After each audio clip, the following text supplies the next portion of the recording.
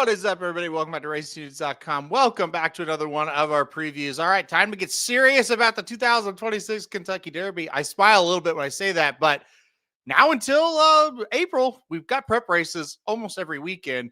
It's glad to have it back. Glad to have the prep series back. All right, let's go Churchill Downs race 10. Put it up on the screen here on Saturday.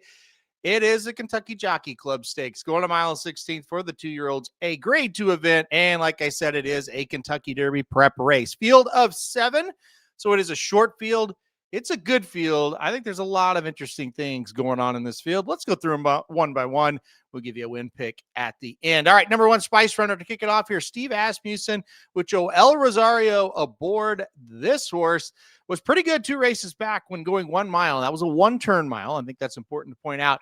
In the Iroquois Stakes at Churchill Downs, he got first. He won by a head. He beat a heavy favorite named Comport that day. Went to the Breeders' Futurity after that. Got smoked by Ted Naffy, Blackout Time, Litmus Test, and a few others. Got 5th, beaten 12 3/4. I thought he would improve a little bit stretching out in distance. We kind of ran the same race. I like Steve Asmussen, obviously one of my favorite trainers. I usually pull for his horses. I've never really liked this one from the start. I love the breeding. Just haven't really liked this horse on the racetrack all that much. And so I'm taking a pass on him in this spot. He's going to have to kind of, reverse that form a little bit. Maybe he does it eventually. Like I said, breeding-wise, he looks pretty good. Just on the racetrack, he's kind of been underwhelming to me so far. The number 2 is Cherokee Nation, a maiden shipping in for Bob Baffert. Flavian Pratt gets the mount in this one. So I thought that was very interesting. A maiden coming in for Bob Baffert. How about this? This horse, if you like Mr. AP, the horse that ran second, the Breeders' Cup Juvenile, well, Cherokee Nation lost by a nose to Mr. AP 2 races back for Mr. AP. Last time out for Cherokee Nation in a maiden special weight there at Santa Anita going 1 mile. That's 2 turns at Santa Anita. Hey, you kind of look at that and go, well, that's interesting because I thought Mr. AP ran well. I thought Cherokee Nation ran well in that race as well when I went to a look at back once again. Also, on debut, this horse was beaten by Boyd, another Bob Baffert runner that's running in a sprint stakes, earlier on the card here at Churchill Downs. I don't really care how Boyd does in that race, to be quite honest with you, because I saw what I needed to see out of Cherokee Nation when he faced the Breeders' Cup Juvenile runner-up going 2 turns, 1 mile at Santa Anita. So he's a maiden, but I think he's in with a shot here. I don't think he is without a shot at all. He improved greatly stretching out a distance. You go a little bit further here, maybe we'll see something from him. So in with a shot. I'm not going to pick him to win. I would not be shocked if he wins the race, though. The number 3 is Dr. Kapur, a horse I really, really like for Safi Joseph. Last time out, I had a nice bet on him in a race there at Keeneland, going 7 furlongs, and was able to get the job done there. It should be noted that Irad Ortiz Jr. was aboard there. Now it will be Jose Ortiz, his brother, getting aboard because Irad's on a different horse that we're going to talk about here in a second.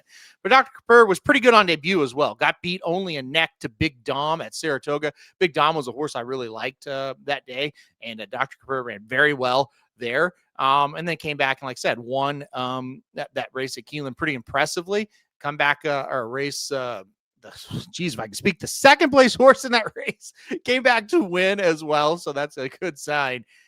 I like this one a lot. I like this one a whole lot, but the jockey change is kind of telling. We'll talk about that in a second.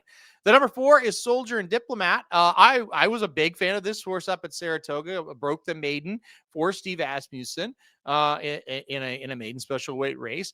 Then ran in the Hopeful and got beat by Ted Naffy, 4th, beaten 12 1/2. And yeah, you kind of look at it and go, yeah, that's a pretty good horse, isn't he? And this horse just wasn't able to match up. Stretch out in distance last time out to the 1-turn mile at Churchill Downs and an allowance optional claimer. 1 by 9 and 1. Incredibly impressive, in my opinion. That was Stars of Tomorrow 1. This is Stars of Tomorrow 2, as far as the cards go at Churchill Downs. A nice buyer speed figure. He was a favorite, so he kind of ran like you kind of thought he would, but he ran away from him. That's enough to get me kind of interested, I should say. Out of the 2 Asmussen runners, I do like this one the best. $950,000 purchase as well. So that's pretty impressive. I should mention $1.15 million purchase for that Bob Baffert runner, Cherokee Nation. So, we'll see what happens. I think out of the Asmussen horses, I do like this one the best. The number 5 is Very Connected. A horse that you might guess is By Connect out of an Awesome Again mare. Horse ran third, beating 4 lengths in the Street Sense Stakes last time out. Broke the maiden 2 races back when stretching out in distance for the first time. Pretty nice effort, I thought, last time out. I think this horse is getting better. Not really for me in this race, to be quite honest with you. Keeneland Peak has 2. We'll talk about one I like a little bit better, the last horse we talk about. All right, let's go to now the horse that Irad Ortiz is riding and why I kept kind of mentioning it. The number 6 is Further Ado.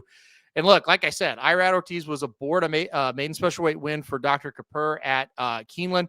He was also aboard the maiden special weight win for Further Ado at Keeneland, and he chose this one, and there's a good reason why. He won by 20 lengths last time out, so that's pretty impressive.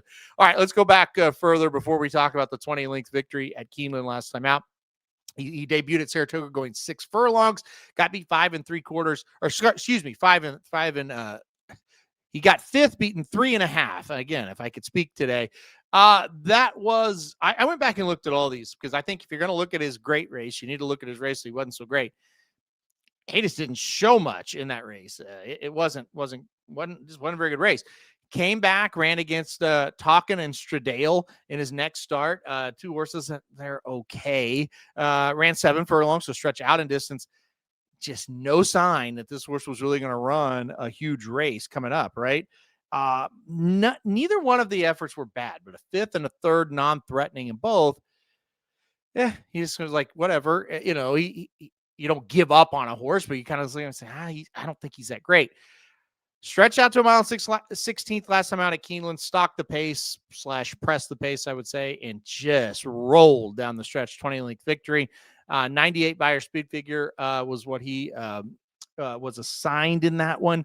I didn't think it would be, that much of a standout until I saw the paper here, and it's like, that's a huge standout. I mean, if he runs that race back, they're really running for second. I mean, I don't take Beyers like overly serious, but at the same time, when I see an overwhelming difference, I do take notice. Now, his 68 and 69 Beyers, yeah, they're not even close to good enough to win this race. So if you're betting him, you're thinking he's going to pop back to that next race. The big problem for me, as far as trying to beat him, is Irad jumps aboard, right? Or doesn't jump aboard, but stays aboard. That's a pretty good sign that, they think this horse is pretty good. So Further Ado, the 6th horse is going to be very tough in the spot. Finally, the number 7 is Universe. This is the other Keeneland piece horse in the field here, I should say. I prefer this one over the number 5, Very Connected. I do like this horse quite a bit. Maybe going forward, not so much today. Ran second, beating a length and 3/4 last time out. In a race here at Churchill Downs, the Street Sense. He was favored that day. I thought he ran okay. Just couldn't get the job done. But anyway, I do like Universe. I think he's a nice horse. I'm not sure about today, though. This is a pretty tough ask today. So that is the field of 7. I'm between the 3, Dr. Kapur, and the 6, Further Ado. I'm just going to go with where Irad chose, and I'm going to go number 6, Further Ado, to win this race. I do think it probably is a 2-horse race between those 2. Just such a nice effort there at Keeneland. You go back and watch it again. It was pretty effortless. Yeah. So look, I just think this is going to be a really, really tough horse to beat if he can repeat that. I love that was a mile and a 16th, and this is a mile and 16th. We saw it. Say Patch Adams, for example. We saw him go 7 furlongs and look really, really good, and then we stretched out. He didn't look good at all, and that's because he was a sprinter. This horse did it a mile and 16th. You also look at the pedigree horse by Gun Runner out of a Sky Mesa mare. They paid $550,000 for this horse. And I think he's a real deal. So give me the number 6, Further Ado, to win this year's running of the Kentucky Jockey Club Stakes. All right, guys, that'll do it for this preview. Hit that like button if you like it. Hit subscribe. You really like it. Want to get alerted anytime we do previews like this. And most importantly, good luck if you're betting Churchill Downs on Saturday.